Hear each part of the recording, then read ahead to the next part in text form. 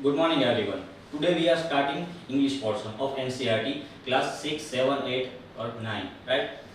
So first of all we are starting with a grammatical section. Today we are discussing sentence and its type. Suppose when we are starting to learn any languages, right? So we have to remember that such things like grammatical portions, then verbs or anything else, right? So today we are starting with sentence and its type, right? So sentence is a most important part of any language, right? So it is Gujarati, Hindi or English, any languages, right? So today we are starting with sentence and its type. तो first of all first question is what is sentence, वाक्य क्या है, ठीक है? तो उसका definition है ये sentence is a group of words which when arranged in particular order. Sentence is a group of word, ठीक है? तो ग्रुप ऑफ वर्ड मतलब शब्दों का कोई एक समूह। Sentence is a group of word मतलब कोई शब्दों का कोई एक समूह है जो साथ मिलकर सब मतलब कितने भी टाइप के शब्द हो सकते हैं। इधर मैंने लिखा है, ठीक है, कर्ता कर्म क्रियापद वो हम बाद में देखेंगे, लेकिन अभी के लिए सोच लो कि मतलब हमारे पास कितने सारे शब्द हैं। We have a lots of word and we can arrange, we will if we will arranged in a particular order then we can make a one sentence, right? तो group of words मतलब कितने सारे words का एक group है which will arranged in a particular order मतलब कोई particular order में लिखा है, right? suppose के मतलब ये एग्जांपल है हमारे पास, Virat plays cricket every day, right? Virat plays cricket every day, इसका हम ट्रांसलेशन करते हैं हिंदी में, राइट? तो विराट प्लेज विराट खेलता है क्या? तो cricket every day, Virat cricket हर रोज खेलता है, राइट? तो इधर विराट क्या हुआ हमारा, विराट तो क्या हुआ सब्जेक्ट, कर्ता, ठीक है?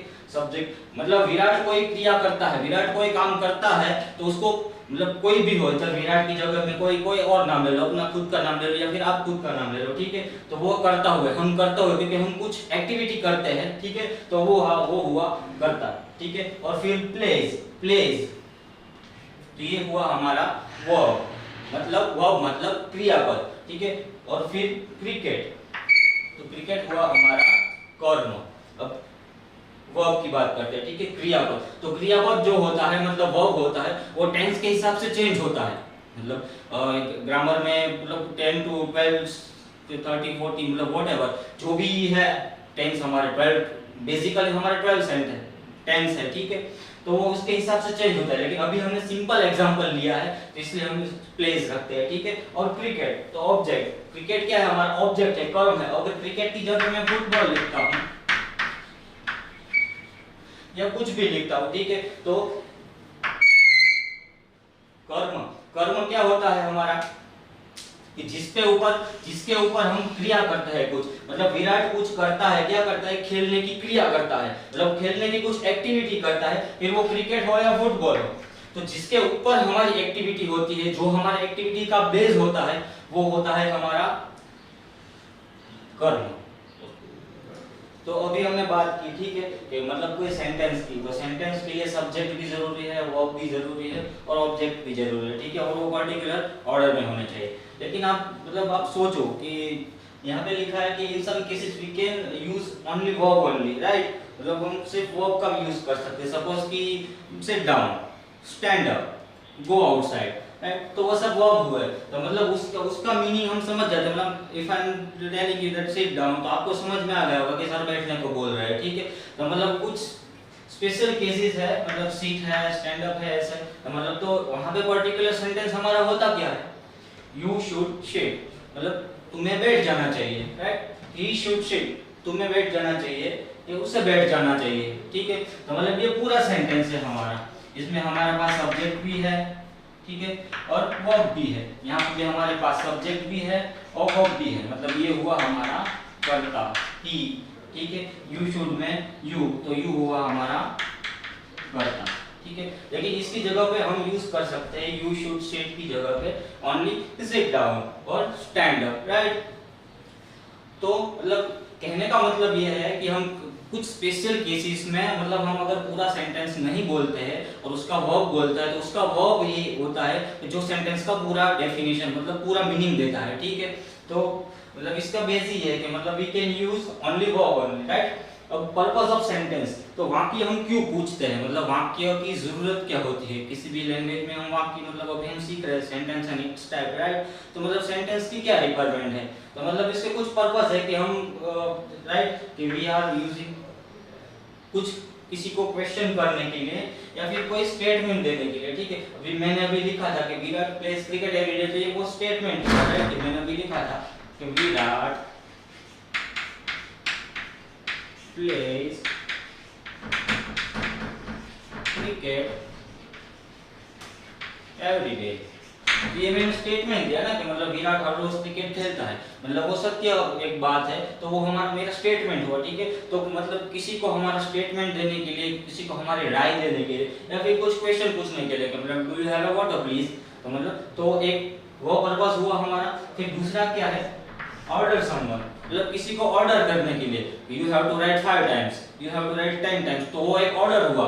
You have to do something, मतलब you have to go outside, तुम्हें बाहर जाना चाहिए, तुम्हें कुछ करना चाहिए, ये वो व्हाटएवर, ठीक है। तो वो ऑर्डर देने के लिए भी सेंटेंस का यूज होता है, ठीक है। फिर क्या है, express some special feelings and opinions, मतलब मेरा कुछ ओपिनियन, अगर आपने पूछा कि सर मतलब इसका स्पेलिंग राइट स्पेलिंग क्या है, तो मैं अपना ओपिनियन दूंगा, ठीक है, कि भाई इसमें CESSENTES, तो ठीक है, तो वो मैं अपना ओपिनियन दूंगा, ठीक है। तो ओपिनियन देने के लिए, किसी को सलाह देने के लिए, किसी को एडवाइस देने के लिए, या फिर कोई express some special feeling, oh my god, oh shit, right, तो वो सब कुछ स्पेशल फीलिंग्स है जो हमारे अंदर से आती है, ठीक है।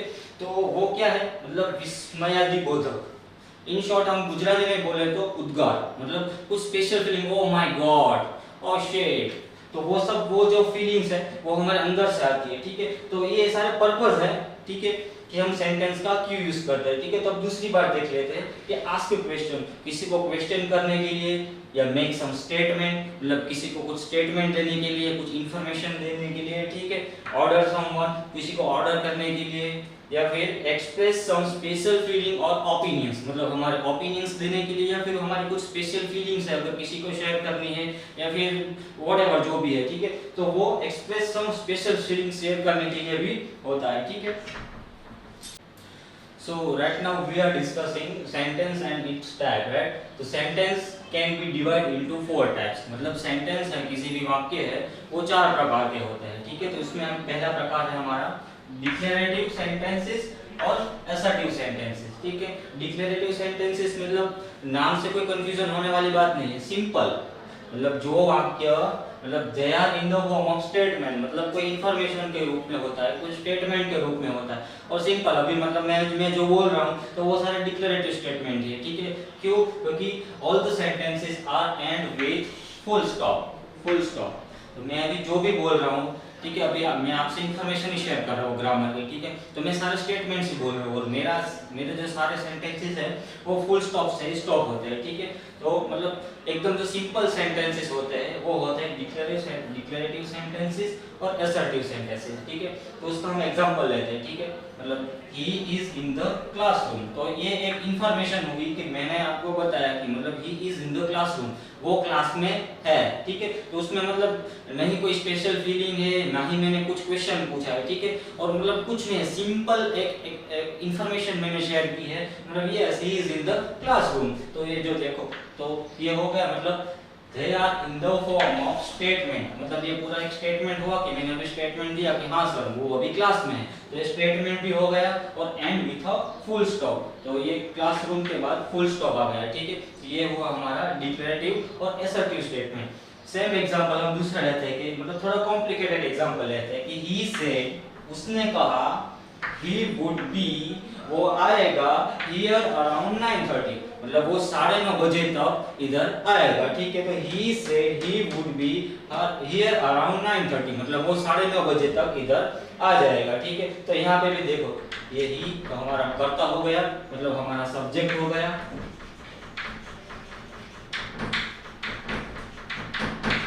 ठीक है, और he would be here around 9:30, मतलब ये पूरा स्टेटमेंट भी हो गया,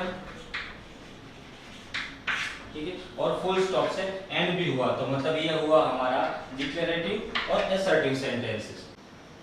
अब सेंटेंसेस का दूसरा टाइप इंटरोगेटिव सेंटेंसेस, राइट। तो उसके नाम पर से हमें पता चल जाता है। इंटरोगेटिव मतलब इंटरोगेट करना, किसी से पूछताछ करना। मतलब आपने सुना होगा कि मतलब इन्वेस्टिगेशंस और इंटरोगेशन आर इन प्रोसेस। मतलब जो जब भी कोई कौभांड होते हैं या फिर घोटाला होते हैं, तो मतलब टाइम्स ऑफ इंडिया अगर आप कोई पढ़ते होगे, इंग्लिश न्यूज़पेपर है, तो उसमें आपने कितनी बार ये सुना होगा कि इंटरोगेशन और इन्वेस्टिगेशन आर इन प्रोसेस। ठीक, तो इंटरोगेशन मतलब किसी से पूछताछ करना। तो पूछताछ में क्या होता है, मतलब क्वेश्चन आंसर्स होते हैं। ठीक है, तो ये भी वही है, मतलब क्वेश्चंस। तो interrogative sentence is used for interrogate और आस्क क्वेश्चंस। मतलब इंटरोगेट करने के लिए या फिर किसी से सवाल पूछने के लिए इंटरोगेटिव सेंटेंसेस का यूज होता है। ठीक है, तो उसमें क्या होता है, मतलब how can we identify this is a interrogative sentence और असर्टिव सेंटेंस और व्हाटएवर, राइट।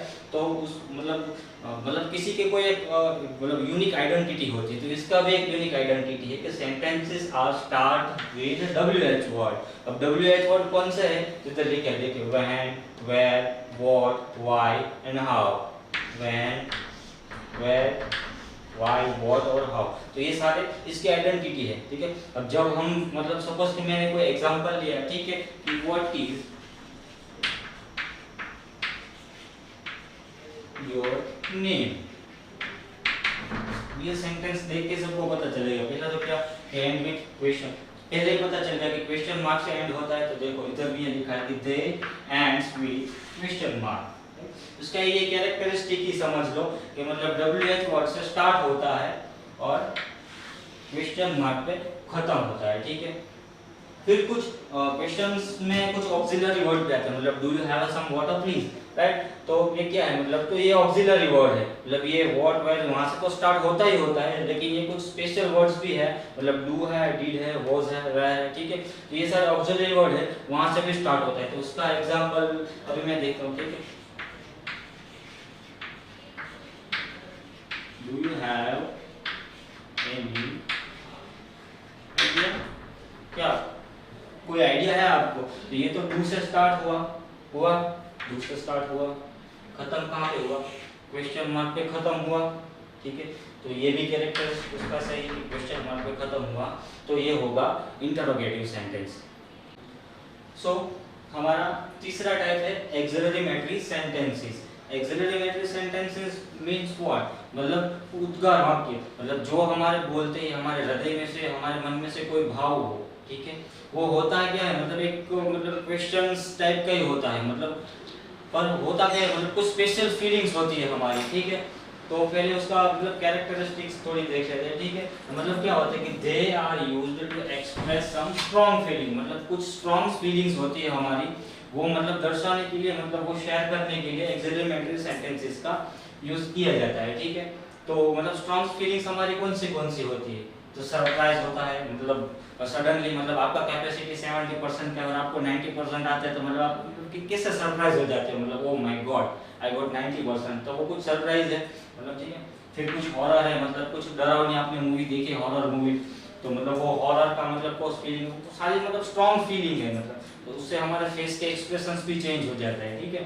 तो वो फिर शॉक है, मतलब कुछ शॉक लगा, मतलब लॉकडाउन, अभी स्कूल लॉकडाउन की वजह से स्कूल अब 15 अगस्त को खुलने वाला, तो मतलब वी आर शॉक्ड, वो 15 अगस्त, मतलब तब तक भी वेट करना पड़ेगा। तो मतलब वो कुछ फीलिंग है, वो स्ट्रॉन्ग फीलिंग है, तो वो सारी स्ट्रॉन्ग फीलिंग्स को बताने के लिए एक्सिलरेटरी सेंटेंसेस का यूज किया जाता है। ठीक है, and they ends with exclamation mark, मतलब उद्गार चिन्ह, गुजराती में बोले तो उद्गार चिन्ह। ठीक है, तो वहां से वो एंड होता है। ठीक है, तो उसका कुछ एग्जांपल्स हैं। Oh my God how beautiful she is, right. देखो यहाँ पे लगेगा कि मतलब ये तो मतलब क्वेश्चंस हो गया, मतलब हाउ ब्यूटीफुल शी इज, लेकिन आगे क्या है, ओ माय गॉड, कोई स्ट्रॉन्ग फीलिंग है, सरप्राइज है, oh my God how beautiful she is, अरे वो देखो वो कितनी सुंदर है।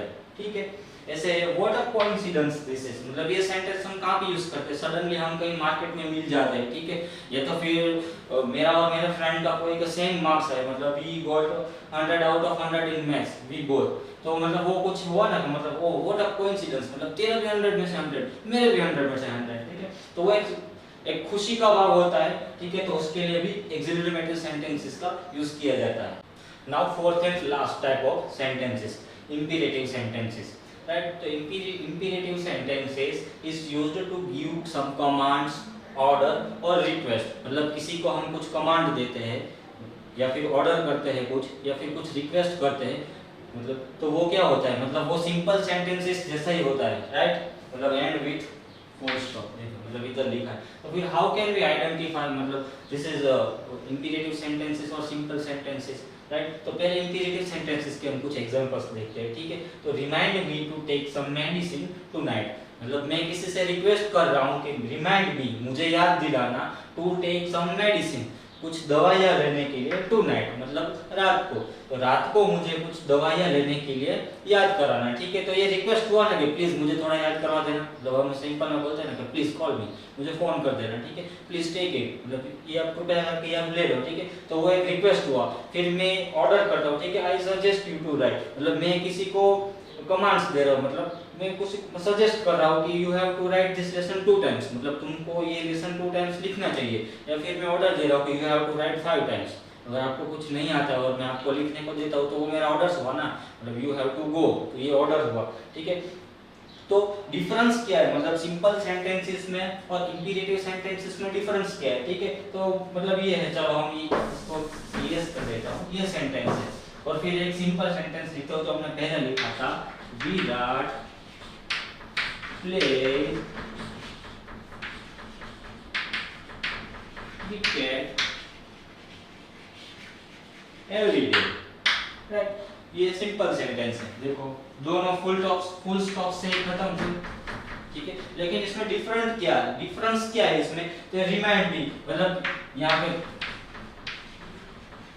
प्लीज का कुछ भाव है, मतलब रिक्वेस्ट का कुछ भाव है कि प्लीज मुझे याद करवा देना, और इसमें ऐसा कुछ नहीं, मतलब हम सिंपल पढ़ सकते हैं Virat plays cricket every day, मतलब विराट हर रोज क्रिकेट खेलता है, हुआ सेम ही, देखो यहाँ पे फुल स्टॉप से खत्म हुआ, ये भी फुल स्टॉप से खत्म हुआ। हमारा जो क्वेश्चन वाला था वो क्वेश्चन से खत्म होता था, उद्गार वाला था तो उद्गार चिन्ह से खत्म होता था, लेकिन यहाँ पे होता है ये एक सिंपल स्टेटमेंट ही है, मतलब ये हम स्टेटमेंट ही है हमारा कि मतलब एक स्टेटमेंट हुआ मेरा कि मुझे दवाइयाँ लेनी है रात को, तो मुझे जरा याद करवा देना, ठीक है। तो मेरा स्टेटमेंट है कि मैंने इन्फॉर्मेशन दी कि आपको मुझे याद करवाना है, ठीक है। लेकिन हुआ क्या, मैंने रिक्वेस्ट किया कि प्लीज मुझे याद करवा देना, ठीक है, प्लीज रीड इट, मतलब मेरे लिए कुछ पढ़ दो, प्लीज राइट, मतलब थोड़ा कुछ लिख दो, प्लीज ईट समथिंग, कुछ खा लो, ऑर्डर है you have to eat something, मतलब तारे भाई मतलब तेरे को कुछ खाना चाहिए, ठीक है। तो मतलब ये कुछ भाव है प्लीज का, फिर ऑर्डर है, कमांड्स है, ठीक है। तो जो कमांड्स ऑर्डर वो सब है वो भी खत्म तो फुल स्टॉप से ही होते हैं, लाइक सिंपल सेंटेंसेस की तरह, ठीक है। लेकिन कुछ एक्स्ट्रा फीलिंग होती है इसमें, मतलब कुछ एक्स्ट्रा कमांड वो कुछ होता है, और इसमें कुछ कमांड है नहीं, मतलब इसमें क्या, किसी ने विराट को बोला कि you have to play cricket every day, नहीं बोला ना, मैं खुद एक स्टेटमेंट दे रहा हूँ कि विराट हर रोज क्रिकेट खेलता है, मतलब मैं आपको सिंपल बता रहा हूँ, ठीक है। तो यही डिफरेंस है दोनों में, बाकी सिंपल है सारे। अब आपको प्रैक्टिस करना है इसका, एक होमवर्क में 4 टाइप के, जो हमने अभी 4 टाइप देखे सेंटेंसेस के, ठीक है। तो चारों टाइप के 10 सेंटेंसेस आपको लिखने हैं और इसको प्रैक्टिस करना है, ठीक है। Thank you so much.